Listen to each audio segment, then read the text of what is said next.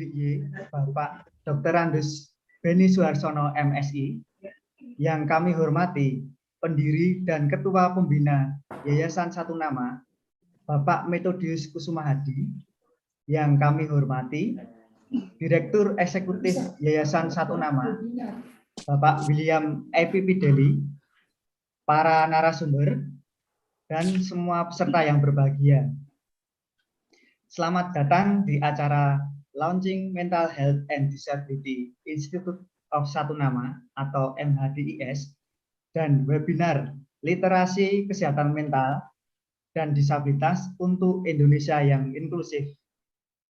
Tujuannya gitu. Nah, mungkin perlu sedikit sejarah. Sejarahnya sebetulnya kalau yang menyangkut pelayanan ODGJ ini agak privat sendiri.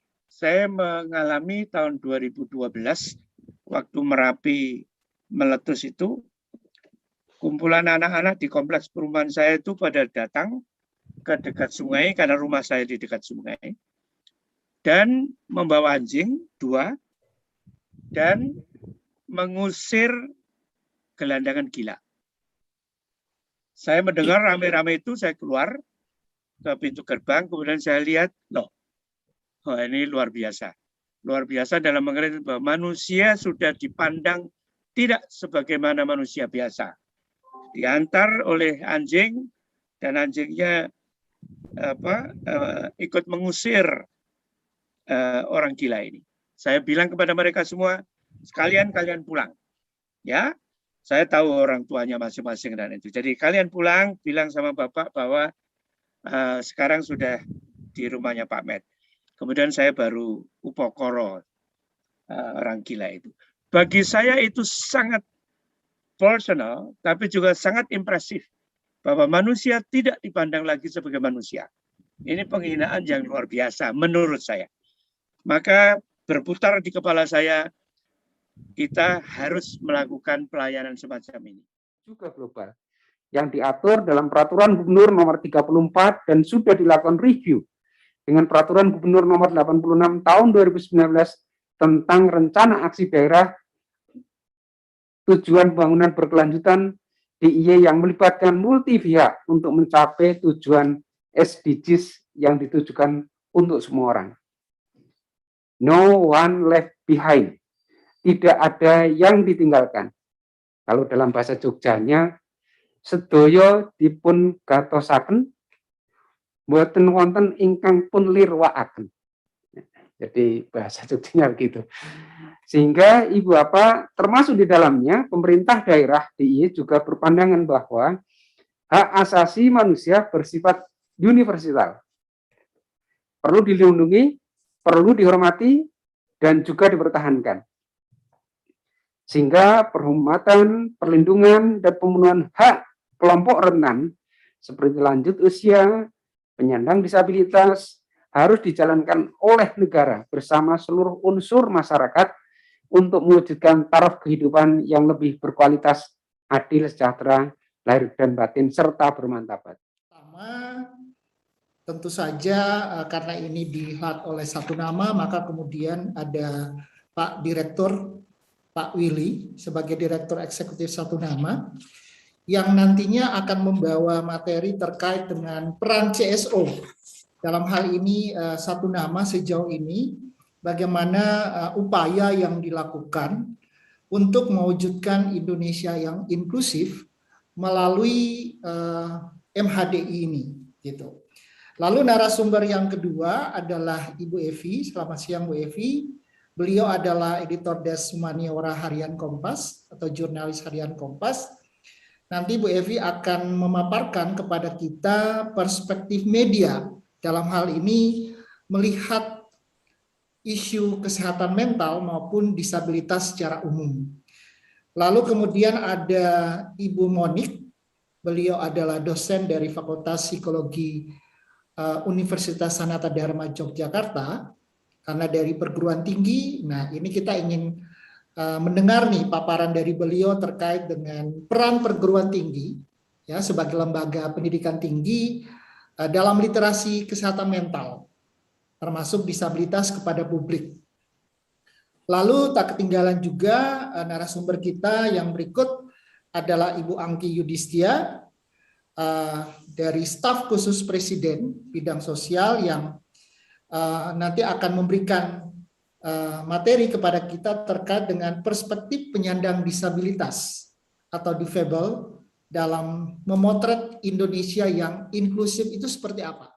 Bahwa MHI ini adalah solusi karena satu dari sisi rencana strategik ada, lalu kemudian dari sisi aset kita punya aset kita punya departemen, lalu kita punya rumah pembelajaran disabilitas, kemudian yang lebih penting adalah kami ingin menghadirkan diskursus publik yang betul-betul inklusi soal mental health. Dan disabilitas dan orang dengan masalah kesehatan mental ini menghadapi berbagai keterbatasan akses, baik pendidikan, layanan kesehatan, termasuk kesempatan kerja dan pelatihan serta partisipasi dalam politik dan sosial. Dari peliputan kami di lapangan, di tim redaksi sendiri, kami menjumpai banyak sekali banyak orang yang kita temui, orang-orang yang baik penyandang disabilitas maupun orang dengan masalah kesehatan mental itu sendiri yang mengalami hambatan ya dalam mengakses pendidikan, kemudian layanan kesehatan, karena sebagian besar layanan untuk pendidikan terutama itu masih belum inklusi ya, jadi belum bisa mengakomodir dari para penyandang disabilitas maupun orang dengan gangguan jiwa sendiri. Assalamualaikum warahmatullahi wabarakatuh. Salam sejahtera, Om Swastiastu, Namo Buddhaya, salam kebajikan. Pandemi COVID-19 telah berdampak pada semua aspek kehidupan masyarakat, tak terkecuali penyandang disabilitas yang memiliki banyak ragamnya. Kondisi saat ini sangat menyulitkan bagi teman-teman disabilitas untuk beraktivitas, dan akhirnya banyak dari mereka yang kehilangan pendapatan semenjak virus corona hadir di negara kita.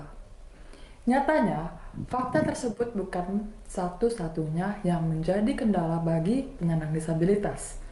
Adanya stigma negatif dan diskriminasi dari masyarakat kepada disabilitas selama pandemi ini masih saja terjadi. Hal itu dikarenakan kurangnya pemahaman masyarakat terhadap penyandang disabilitas.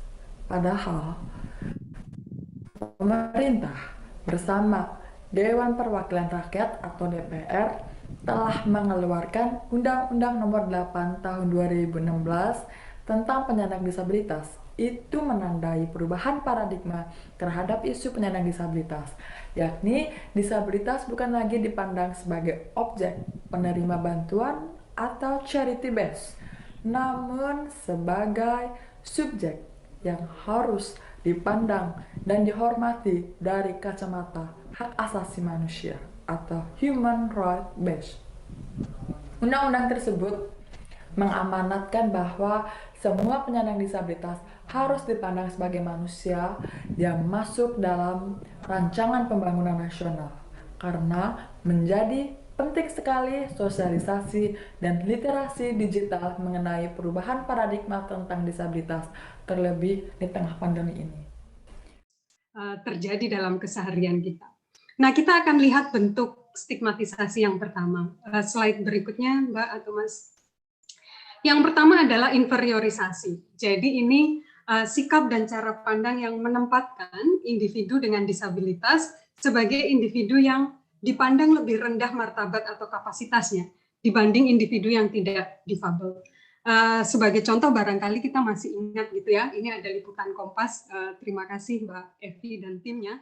Yang kedua adalah abnormalisasi. Hal ini merujuk pada cara pandang yang menempatkan disabilitas sebagai penyimpangan dari apa yang dianggap normal. Karenanya orang yang mengalami lalu dipandang sebagai individu yang bermasalah. Kemunculan istilah disabilitas dalam sejarah perkembangan gerakan disabilitas di Indonesia, saya kira berangkat dari perlawanan terhadap cara pandang yang seperti itu. Stigmatisasi yang juga masih sering terjadi adalah objektifikasi. Individu difabel dipandang dan diposisikan sebagai target pasif dari beragam bentuk intervensi. Mereka dipandang tidak perlu dan tidak mampu untuk membuat keputusan atas dirinya. Dan justru pihak eksternal yang bukan difabel yang seolah-olah merasa lebih tahu. tentang apa yang mereka perlukan. Gitu ya. Pertanyaan dulu. Baik, terima kasih Mas Karel. Kalau dari sisi lokasi, memang MHDI itu ada di Yogyakarta ya. Tapi kalau melihat sejarah lokasi pekerjaan kita, kami itu bekerja dari Aceh sampai ke Papua sampai ke Timor Leste. Jadi dari sisi kemungkinan ke depan kehadiran lembaga ini di beberapa wilayah itu sangat terbuka.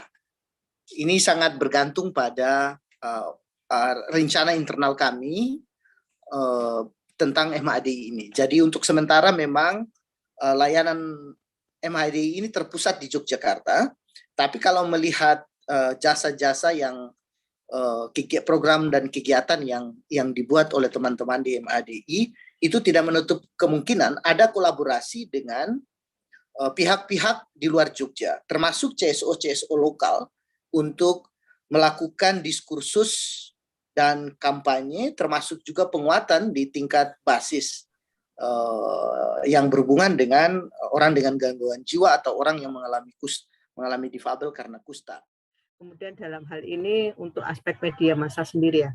Nah, media massa memang saya melihat juga tadi seperti yang disebutkan memang strateginya masih tren yang dominan itu masih belum banyak yang belum menggarap tentang isu-isu itu, disabilitas, tentang kesehatan mental. Apalagi dengan pandemi ini ya, semua terserap isunya pada soal penularan COVID-19, dampaknya, padahal juga yang tidak kalah penting isu-isu lain yang non-COVID sepertinya juga banyak yang belum dapat perhatian ya kalau dalam hal ini. Nah itu memang tantangannya memang untuk terus itu memang bagaimana kita mewacanakan terus seperti itu memang harus peliputan yang punya perhatian khusus ya di dalam hal ini.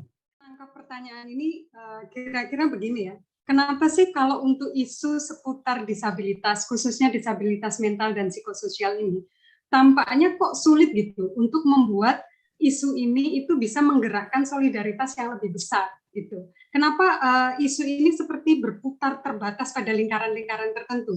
Misalnya nih, kenapa apa kira-kira kalau kita bikin hashtag stop pasung gitu ya, berapa orang sih yang akan retweet gitu? Sangat beda dengan misalnya kita bikin tadi Pak Harimurti pakai contoh, kalau kita bikin hashtag #MeToo gitu ya, yang untuk kasus kekerasan seksual, kenapa itu replikasinya dan reproduksinya bisa begitu cepat dan masif gitu.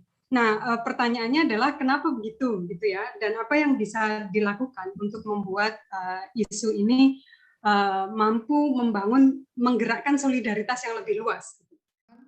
Saya Patrick Jan, mohon undur diri. Terima kasih atas perhatiannya. Akhir kata, wassalamualaikum warahmatullahi wabarakatuh. Terima kasih Bu Monik, Bu Evi. Terima kasih Bu Evi, terima kasih Bu Monik. Ya, terima kasih semuanya.